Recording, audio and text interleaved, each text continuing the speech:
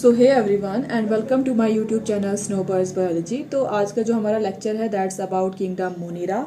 And when we talk about Monera that means we are talking about bacterias because this kingdom involves only bacteria. ठीक है, Monera मतलब bacteria. ठीक है, single celled unicellular organisms. Okay, तो bacteria जो है they are divided into 4 categories. First one is spherical coccus, number second is rod shaped bacillus, number third is comma shaped विब्रियम, number fourth is spirillum. Okay, तो जो spherical caucus है अगर आप इसकी shape देखोगे तो जो बैक्टीरिया हैं these are spherical in shape and these bacteria are rod shaped और ये कॉमा शेप्ड है and these are coiled like structure. ठीक है, तो अगर हम इसकी बात करते हैं स्फेरिकल कॉकस की, पहले हम देखते हैं द वर्ड कॉकस। ठीक है, the word caucus is derived from Greek word that means berries. ठीक है, they look like berries and ये कॉलोनीज में फॉर्म करते हैं। ठीक है, कॉलोनीज में ये होते हैं, ऐसे सिंगल नहीं होते, कॉलोनीज में इनका झुंड होता है। And what does coccus and this cocci means, coccus जो है इट्स सिंगुलर एंड कॉक्साई जो है इट इज प्लूरल। तो अगर हम रॉड शेप्ड बैसिलस की बात करते हैं तो बैसिलस जो है this is basically a Latin word जिसका मतलब है स्मॉल स्टिक्स। ठीक है, तो यहाँ पे दिख रही हैं these look like small sticks and bacillus is singular and bacilli is plural. ठीक है, बहुत सारे बैसिलस हो गए एक। Number third is comma shaped vibrium और ये कॉमा शेप्ड हैं। अब ये भी लैटिन वर्ड है, vibrio is plural that means vibration. ये भी लैटिन वर्ड है, इसका मतलब है वाइब्रेशन। तो अब आप बोलोगे कि वाइब्रेशन और ये कॉमा शेप्ड बैक्टीरिया का क्या मतलब कनेक्शन है। तो जब इनको देखा गया माइक्रोस्कोप के अंदर तो ये देवर वाइब्रेटिंग। ठीक है, तो इसलिए वहां से इनका नाम पड़ा vibrio. And number fourth is spirillum and spirillum जो है it's again a Latin word which means coiled structure. तो आप डायग्राम से देख सकते हो कि ये एक कॉइल्ड स्ट्रक्चर है and spirilla is its plural form. अच्छा, तो अब फिर से हम इस पे आते हैं फर्स्ट पे स्फेरिकल कॉकस पे। अब इसमें मैं आपको एग्जाम्पल बताती हूँ बैक्टीरिया की। देखो इसमें मैं आपको एक एग्जाम्पल बताती हूँ, स्ट्रेप्टोकोकस निमोनिये। आप देखो इसमें आता है कॉकस वर्ड आता है दैट सिग्निफाइज कि इसकी जो शक्ल है इट्स स्फेरिकल। तो जो ये स्ट्रेप्टोकोकस निमोनिया है it cause pneumonia and it मतलब बैडली इन्फेक्ट द लंग्स। ठीक है, ये आपको पता होगा निमोनिया में क्या होता है, लंग्स जो है काफी खराब हो जाते हैं, तो वो इस कैटेगरी में आता है Streptococcus pneumonia. Number second is bacillus. अब इसकी मैं आपको एग्जांपल बताती हूँ, जैसे लैक्टोबैसिलस है जो कि जो मिल्क है it converts milk into curd through the process called fermentation. तो बेसिकली इट्स गुड बैक्टीरिया। ठीक है, फ्रेंडली बैक्टीरिया है। ठीक है, ये बोलते हैं ना हम, लेकिन इसका मतलब ये नहीं है कि it's not necessary that every bacteria that falls under this category is a good bacteria, is a friendly bacteria. कुछ बैक्टीरिया ऐसे खतरनाक होते हैं और they can cause stomach ulcers. ठीक है, तो ऐसे भी बैक्टीरिया हैं। अच्छा, फिर आता है नंबर थर्ड कॉमा शेप्ड विब्रियम। तो इसकी मैं आपको एग्जांपल देती हूँ। इसकी है विब्रियो कॉलरे। विब्रियो कॉलरे जो है आपको नाम से पता चल गया होगा, विब्रियो कॉलरे जो है इट कॉजेस कॉलरा। कॉलरा जो है इट्स वाटर बॉर्न डिजीज और गंदा पानी होगा, गंदा इन्फेक्टेड पानी अगर होगा उसमें ये होते हैं, उसको कंज्यूम करने से है लोग बीमार हो सकते हैं। तो पहले टाइम पे इस कॉलरा की वजह से बहुत सारी डेथ्स हुई हैं, इवन निमोनिया। हाँ, एक और एग्जांपल इसमें आती है मायोबैक्टीरियम, ट्यूबरकुलोसिस होता है। ठीक है, इसमें एक ऐसा बैक्टीरिया जिसकी वजह से ट्यूबरकुलोसिस होता है, TB. Okay, number fourth is spirillum. तो इसका एक बैक्टीरिया है जिसकी वजह से सिफिलिस होता है। Okay, and syphilis is a sexually transmitted disease. तो अब हम बैक्टीरिया के और कुछ फीचर्स के बारे में पढ़ेंगे। ओके, मैंने लिखा है कि दे शो मेटाबॉलिक डाइवर्सिटी। इसका मतलब है, इस सेंटेंस का मतलब है कि वो अपनी जो मेटाबॉलिक डाइवर्सिटी है, उनकी बहुत ज़्यादा मेटाबॉलिक डाइवर्सिटी है। इसका मतलब है कि वो ऐसी ऐसी जगहों पे आपको पता भी नहीं चलेगा।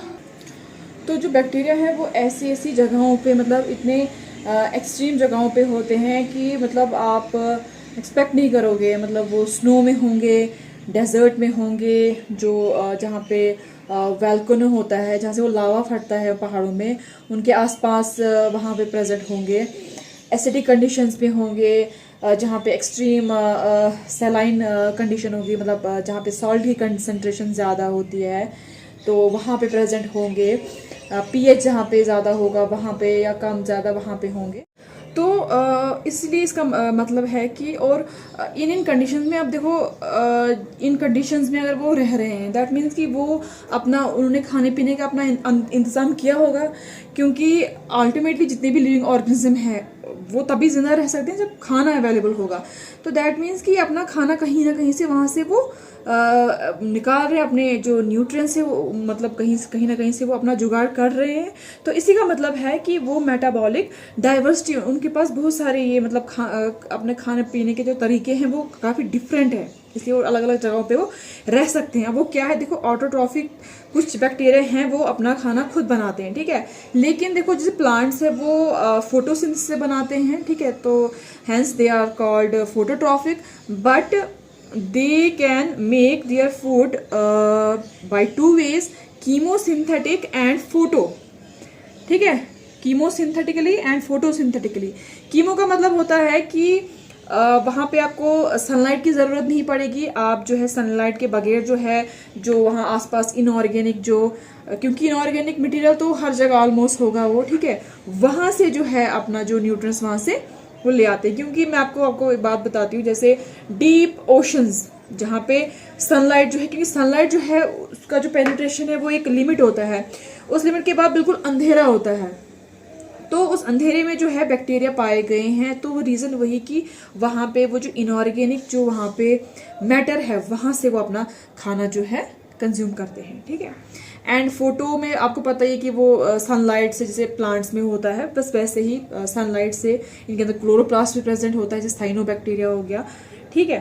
And number second is heterotrophic, अगर ये खाना खुद भी नहीं बनाते हैं तब भी ये दूसरों पे डिपेंड होते हैं। जैसे इनके आसपास कुछ डेड डिकेइंग मैटर पड़ा होगा तो वहाँ से ये एंजाइम्स क्रिएट करते हैं और वहाँ पे जो है वो जो है मैटर है वो ब्रेक डाउन होता है और वहाँ से जो है न्यूट्रिएंट्स वो एब्जॉर्ब करते हैं। दैट मीन्स यहाँ पे बात हो रही है ऑर्गेनिक मैटर को फीड करने की। यहाँ पे इनऑर्गेनिक हो रहा है कीमो में, एंड हिट्रो में क्या हो रहा है, ऑर्गेनिक मैटर जो आसपास पड़ा है। और उसके बगैर भी ये, जैसे एक ट्यूब वर्म होता है उसकी बॉडी के अंदर भी वो प्रेजेंट होता है, जहाँ पे मतलब कोई सनलाइट वगैरह वैसे नहीं है, कुछ भी नहीं है, तो ना ऑक्सीजन है, तो वहाँ पे भी जो है ये अपना खाना जो है बनाते हैं, नॉट बनाते हैं, दे कंज्यूम इट, क्योंकि हेटरोट्रॉपिक है, ठीक है। तो इसलिए आप देखोगे कि हर जगह ऑलमोस्ट हर जगह जो है आपको बैक्टीरिया नजर आएंगे। इवन यहाँ पे भी बैक्टीरिया प्रेजेंट होंगे। अगर आप एक हैंडफुल सॉइल लोगे उसमें भी आप हंड्रेड्स ऑफ बैक्टीरिया को पाओगे। एंड फिर आता है आर्किए बैक्टीरिया। अब ये आर्किए बैक्टीरिया क्या है, इसको क्यों थोड़ा अलग से रखा गया है, क्योंकि सिर्फ एक ही बेसिस पे कि इट्स वेरी एंशियंट। आर्किए का मतलब ही है एंशियंट। आप पढ़ते हो ना आर्कियोलॉजी, आर्कियोलॉजी में आप क्या करते हो, जो एंशियंट फाइंड्स है उनको आप एक्सट्रैक्ट करते हो। तो आर्किए बैक्टीरिया इज एंशियंट बैक्टीरिया, ये बहुत पुराना बैक्टीरिया है। और यही बैक्टीरिया जो है, यही बैक्टीरिया की बात करूँ कि ये काफ़ी हार्श हैबिट्स में रहता है, हेलोफाइल्स में मीन्स सॉल्टी एरियाज में। अब हेलोफाइल्स क्यों बोला जाता है, halo means salt, philes means to love, philes mean to love. And number से हॉट स्प्रिंग्स तो जहाँ गर्म चश्मे निकलते हैं। अब आप बोलोगे पानी तो ये ठंडा ही होता है ना, मतलब ज़मीन से निकलता है, गर्म पानी भी निकलता है ज़मीन से, and it has many mineral properties. आप जम्मू कश्मीर से हो तो आपको पता होगा संगलदान में एक ऐसी जगह है, वहाँ पे उसको तत्ता पानी बोलते हैं, और बहुत सारे लोग आते हैं अलग अलग जगहों से वहाँ पे, and they take bath in that spring. और ये माना जाता है कि उससे काफ़ी ज़्यादा, क्योंकि वो मिनरल्स में कुछ बड़ी प्रॉपर्टीज़ है, मेडिसिनल प्रॉपर्टीज़ है, उन जगहों पे भी बैक्टीरिया पाए जाते हो। आप इमेजिन करो तो they are called thermo acidophiles. Thermo means heat resistant, कि वो हीट में थर्मो हीट, एसिडोफाइल्स मतलब एसिडिक कंडीशन में वो रह सकते हैं, ठीक है। Philes means to love, they love to inhabit there. Okay, marshy areas, marshy areas मतलब जो दलदल टाइप का एरिया होगा, जहाँ पे कीचड़ वगैरह होगा, तो वहाँ पे जो bacteria they are called methanogens.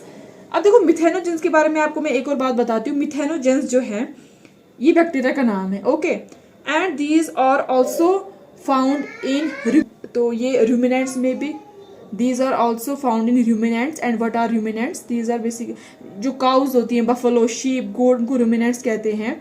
तो बेसिकली जो खाना वो होता है ना, जब वो खाना खाते हैं तो स्टोमक में अपना खाना जो खाते हैं वो फिर से वो वापस करते हैं, जो अपना पार्शली डाइजेस्टेड फूड है वो फिर से वापस करते हैं और फिर से उसको चबाते हैं। आपने देखा होगा काउस को, शीप को वो से चबा रहे होते हैं। बेसिकली वो जो अपना पार्शली डाइजेस्टेड फूड होता है वो फिर से वो उसको चबाते हैं। And they also have this feature that their stomach is food chambered, okay. तो उनके जो गट में, उनके जो स्टोमक में, इंटेस्टाइन में जो है ये बैक्टीरिया पाए जाते हैं। And they produce methane gas, that's why they are called methanogens. They produce methane gas, तो that's why this cows, buffalo, जितने भी एनिमल्स है, they are responsible for methane production. अपनी जो मतलब they produce methane gas and from their body. तो और एक चीज़ मैं आपको बताऊं फिर, जो ये मिथेनोजेंस के बारे में, तो देखो जैसे ये जो काऊ का डंग होता है, एनिमल डंग होता है, उसके अंदर क्या है, मिथेनोजेंस प्रेजेंट है। एंड उसके बाद क्या करते हैं, उसको डंप करते हैं और उसको बिल्कुल एनॉर्बिक कंडीशन में रखते हैं, मतलब वहाँ पे कोई हवा वगैरह नहीं होती। तो वहाँ पे क्या काम करते हैं, ये जो बैक्टीरिया होते हैं जिसमें प्रेजेंट है, they produce methane gas. And उसके बाद फिर पाइप्स लगाई जाती हैं, that's a complete whole different process at at very big level. तो वहाँ से वो कलेक्ट किया जाता है मीथेन गैस और फिर सप्लाई किया जाता है। तो basically that's called biogas, okay. फिर वो घरों में अवेलेबल होता है फॉर डोमेस्टिक पर्पस। तो ये हो गया हमारा मोनिरा के बारे में, ठीक है। अब लास्ट क्वेश्चन अराइज होता है कि आर्किया जो बैक्टीरिया है ये ऐसे हार्श कंडीशन में कैसे सर्वाइव हो सकते हैं। The answer is very simple, because of their cell wall structure. तो their cell wall structure is different from other bacteria, ठीक है। आर्किया बैक्टीरिया का अलग है, इट्स वेरी मतलब very much resistant to the harsh conditions. तो that's why ये जितने बैक्टीरिया इस हार्श कंडीशन में सर्वाइव हो सकते हैं because of their cell wall structure, ठीक है, ये याद रखना। तो हमने क्या पढ़ा, bacteria 4 categories based on their shapes, ठीक है। तो इसी टाइप के आपको बैक्टीरिया मिलेंगे। तो देखो नाम भी वही है, स्ट्रेप्टोकोकस, लैक्टोबैसिलस, ठीक है, विब्रियो, कॉलरे, ओके। नाम भी इनके साथ साथ है, पता चले कि ये किस कैटेगरी के हैं, ये किस शेप के हैं, ठीक है। एंड फिर मेटाबॉलिक डाइवर्सिटी इनकी बैक्टीरिया की। एंड फिर आर्किया बैक्टीरिया के बारे में हमने पढ़ा कि ये बहुत ज़्यादा हार्श कंडीशन में होते हैं और किन किन कंडीशंस में होते हैं, और उन बैक्टीरिया का नाम भी बोला, halophiles, thermoacidophiles, methanogens. And why are they resistant to this harsh conditions. तो ये था आज का टॉपिक। तो इंशाल्लाह नेक्स्ट टॉपिक हमारा होगा यू बैक्टीरिया के बारे में, ओके। Thank you.